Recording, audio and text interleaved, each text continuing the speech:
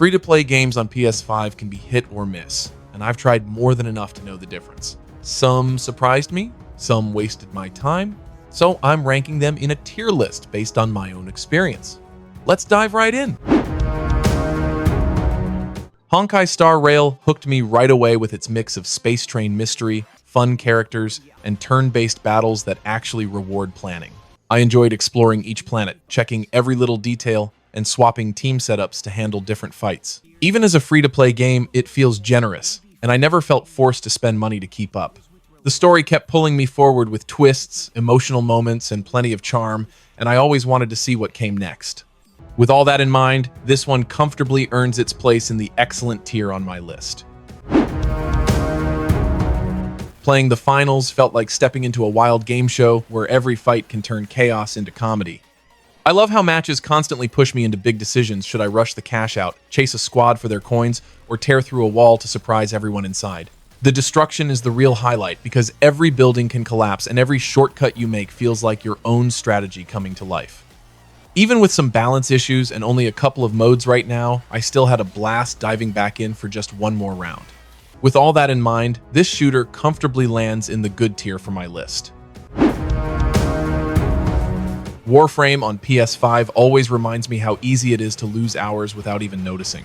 The speed, the movement, the mix of guns and powers all feel incredibly fluid, and the sheer amount of content is overwhelming in the best way. I love that nothing important sits behind a paywall, and even premium items can be earned if I'm willing to grind.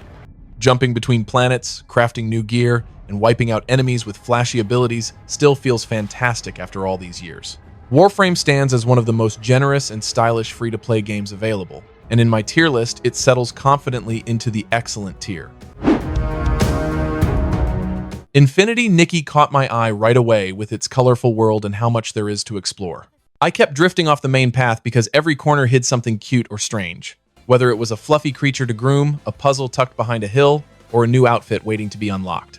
The clothes themselves are stunning, and watching how they move when Nikki runs or jumps is honestly part of the fun. Even with all the menus and currencies, I still found myself relaxing into the flow of crafting, collecting, and wandering across its bright fantasy towns. It's a cozy, cheerful world that kept pulling me back in, and on my tier list, Infinity Nikki lands comfortably in the good tier. I gave eFootball another try, hoping for a fresh take on the series I grew up with, but the moment I started playing, things felt off. The visuals looked rough, the controls felt stiff, and once I tried going online, everything fell apart with lag, crashes, and constant matchmaking issues. Even the offline options are shockingly limited, leaving almost nothing to dig into if I just want a simple football session. It's strange seeing a franchise with such a strong history show up this empty, and while it might improve later, right now, it's far from what fans deserve. On my tier list, eFootball ends up sitting in the mediocre bracket this time around. Genshin Impact won me over much faster than I expected. Exploring its bright, expansive world quickly became something I looked forward to every day, whether I was gliding across cliffs or uncovering new secrets in the cities. The elemental combat is still the highlight for me, letting me mix abilities and try fun team setups that make every fight feel fresh. Even with the gacha system, I never felt pressured to spend money just to enjoy the story or the world at my own pace. With constant updates and plenty to do, it's a game I keep coming back to. On my tier list, Genshin Impact easily earns its place in the excellent tier this time around. Smite 2 gave me a mixed first impression, but I still had a good time with it. The upgraded visuals and smoother feel in Unreal Engine 5 instantly stood out, and the new item system makes the game easier to understand without losing depth. I also like the improved matchmaking. It finally feels more flexible and less frustrating than the first game. But even with these changes, a lot of Smite 2 still feels very close to the original, and the bugs in this early build definitely break the flow. Even so, the core gameplay is fun, and being free to play makes it easy to hop in with friends. For my tier list, Smite 2 finds its home in the good tier for now, with room to grow as it improves. Warzone grabbed me right away with how fast and chaotic it feels.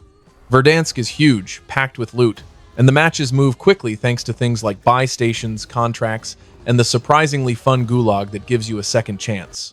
It's easy to jump in, easy to learn, and the gunplay feels as sharp as modern warfare, which keeps every firefight exciting. But the game does lose some depth because custom loadouts are so easy to get, and the respawn system can make late-game fights feel uneven. Even with those flaws, Warzone delivers constant action and some unforgettable moments. On my tier list, it comfortably lands in the great tier thanks to how consistently fun it is to play. Zenless Zone Zero hooked me in simply by being fun in a very direct, immediate way. The game piles on city errands, side activities, and systems to learn, but none of that overshadows how good the combat feels. Swapping agents mid-combo, landing perfect dodges, and watching those flashy finishers never stopped being satisfying. The cast is full of personality, and even though the story goes off the rails sometimes, the world is so lively and stylish that I enjoyed exploring every corner of it. There's plenty to unlock, plenty to grind, and it still never feels dull. For me, it comfortably earns its place in the great tier because of how consistently entertaining it is. I've spent so much time in Apex Legends because the action never stops feeling exciting.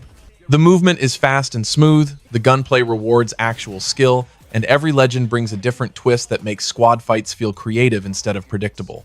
I love moments where teamwork suddenly clicks, like chaining abilities together or clutching a fight with quick movement and a good shot. Each match feels different, and the constant updates keep the game fresh without losing its core style. Even with the occasional server issues, Apex always pulls me back in for one more round.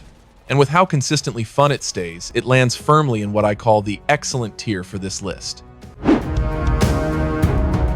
Throne and Liberty is one of those games that instantly grabs your attention with how stunning it looks. But once you dig in, the cracks start to show.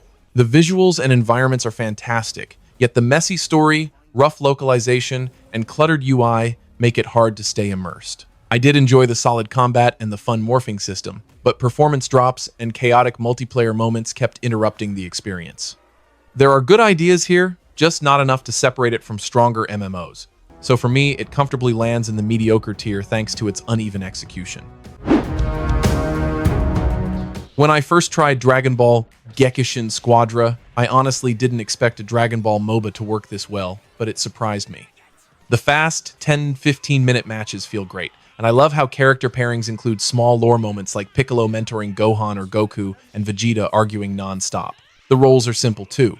Tanks soak damage, attackers hit hard, and technical characters set up smart plays.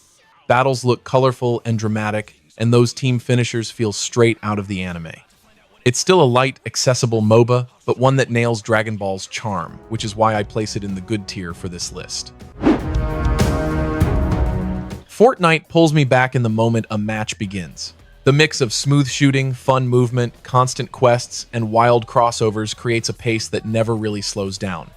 I like how each round gives me different choices, chasing NPC rewards, hunting for better weapons, or diving straight into fights, and the map always feels alive with something worth checking out. Whether I'm building or playing no build, the action stays exciting and unpredictable.